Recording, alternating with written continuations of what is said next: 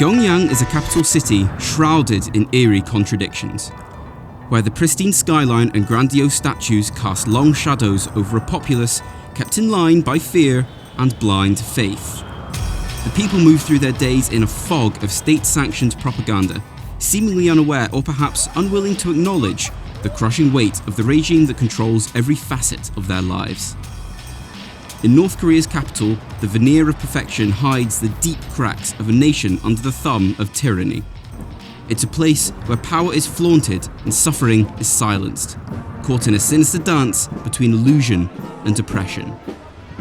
And that's rather a lot, so that got me thinking, what the hell are they drinking over there? Surprisingly, or at least surprisingly to me, North Korea produces quite a few alcoholic beverages for its population, as well as maintaining, at least up until recently, a small export market as well. Rather expectedly, all of the legal alcohol production in North Korea all comes out of state-owned breweries and distilleries, the national spirit of North Korea being Pyongyang soju,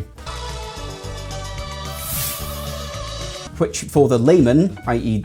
me, soju is basically a vodka or unaged spirit made predominantly from rice. In fact, in South Korea, soju has increasingly become quite a low ABV affair, where most of the soju you can buy, particularly this side of the world, is practically mildly alcoholic juice drinks, instead of an actual spirit, which is what it largely remains in the north. Allegedly, it's hard to tell, frankly. However, the craziest thing for me is Taedonggang beer, which is a beer made using water from the Taedonggang River, which flows right through the center of Pyongyang. And this beer is apparently excellent, or at least the number 2 beer is, which is the main export beer. I've seen many comments all over the internet call it one of the best beers made in Asia. And whilst a few of these comments are certain to be North Korean propaganda, I've seen enough from reputable sources to make me really want to try this, which, as it currently stands, as you can well imagine, physically impossible. Unless, of course, I went to the gift shop at the DMZ between North Korea and South Korea, which I'm not going to do. So, not being able to get any Pyongyang soju nor any Taedonggang beer, what is one to do?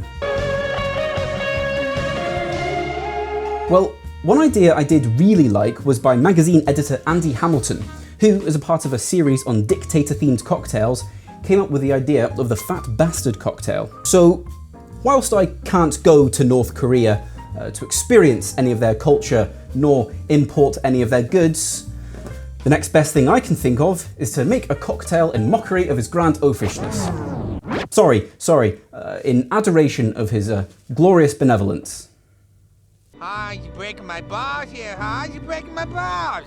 But first, customary toast. This is a very common practice in the whole of the Korean peninsula, where particularly in the north, at least what some of my research tells me, younger people would pour for their elders. However, as this is a solo production, I shall have to pour for myself. This is the soju we shall be using in our cocktail, by the way, but more on that later.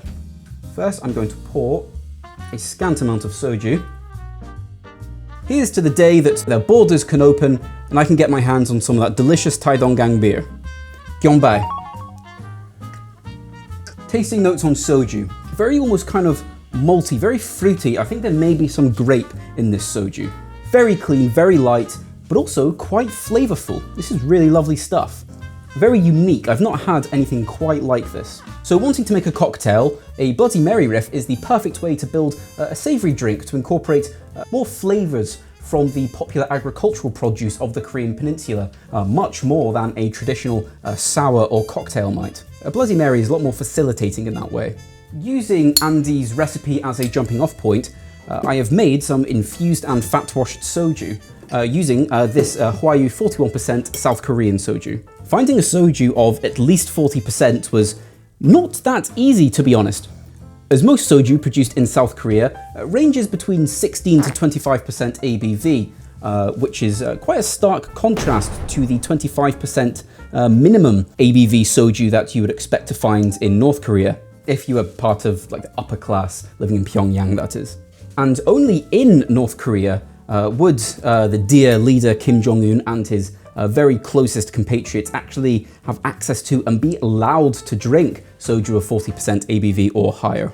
So to make this soju, I started by taking some gochugaru, which are Korean hot chili flakes, and I also wanted to use a type of Korean root that is very similar to horseradish, although not being able to get any of that root, I just used horseradish. I submerged the gochugaru and the horseradish in the soju in this bottle for a couple of days, and after a couple of days, I then did a bacon fat wash. I think I went a bit heavy on the horseradish, to be honest, but regardless, here is our infused soju, still maintaining an appropriate ABV for the dear leader. So let's begin making our North Korean cocktail. This is naturally going to be built in a shaker. We are going to start with 60 mils or 2 ounces of our chili, horseradish and bacon infused soju. And one of the most widely consumed foodstuffs in Korea, as North Korea as well as South, is kimchi, which is basically a fermented cabbage and vegetable mix. I have taken a jar of kimchi and I've blended it up, and I'm going to add 1.5 ounces of blended kimchi to our cocktail. I'm going to take some gochujang, which is essentially a dried red pepper and bean paste, and I'm going to add 2 bar spoons of this. We are going to want 1/2 ounce of fresh lemon juice.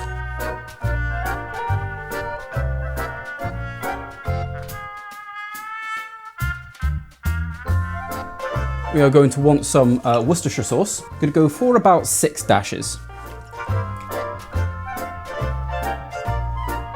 I'm going to use some hot sauce. I'm going to use some Cholula, but go for Tabasco if you have that on hand.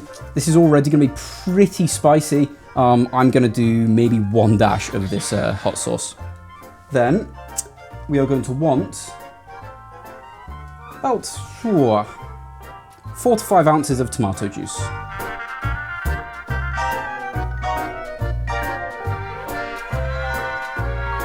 We are also going to want a few twists of fresh black pepper and a pinch of salt.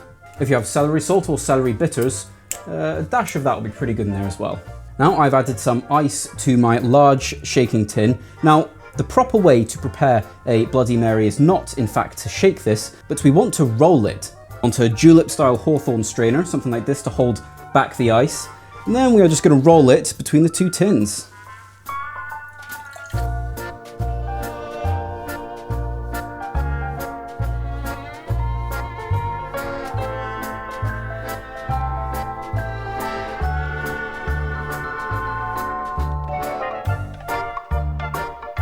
We are going to take a highball glass filled with ice, and we are going to strain our Korean Bloody Mary in.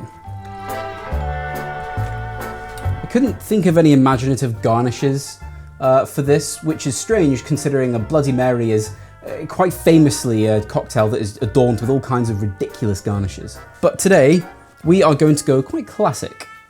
We're going to do a celery stick, a wedge of lemon, and a nice straw. And there we have a Korean Bloody Mary. Not quite what I originally had planned for this episode. I wanted to get some Taedonggang beer, Pyongyang soju. But here's a cocktail that uses quite a few of the savoury ingredients that the common North Korean may actually have access to. And we've added some tomato juice and some nice higher proof soju in there as well. I think this is going to be quite spicy. Right, here we go.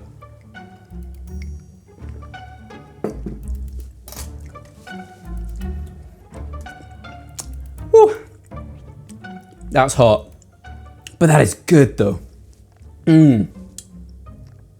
That is spicy, but there are so many fantastic Korean flavors in there. That kimchi is right at the very front, as is that gochujang.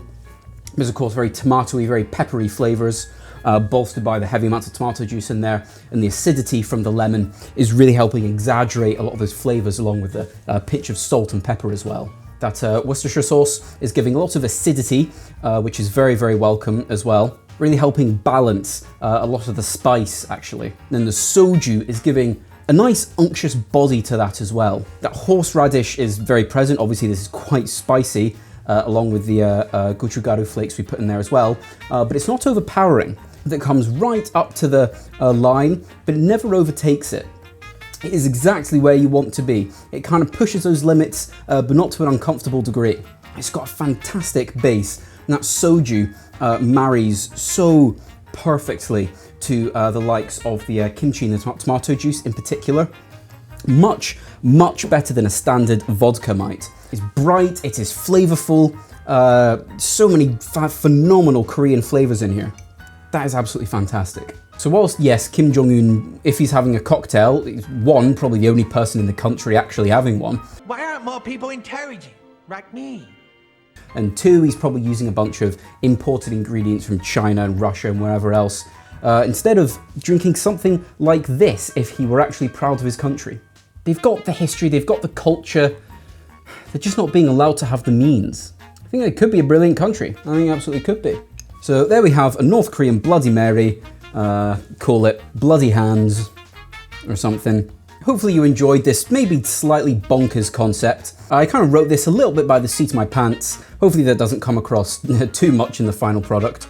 But really, more than anything else, I hope you enjoyed this video every bit as much as I enjoyed making it. These videos are a pleasure to make, and I really hope that comes across on camera.